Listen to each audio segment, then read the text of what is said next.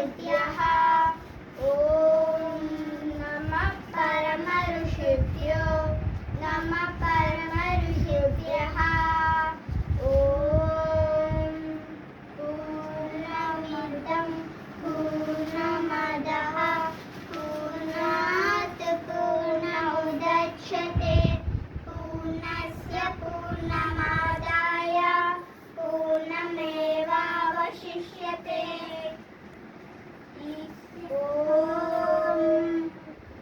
ईशावास्यं विदगं सर्वं यत्किञ्च जगत्यां जगत् तेन तत्तेन मुञ्जीताः मातृगस्य सिद्धनम्।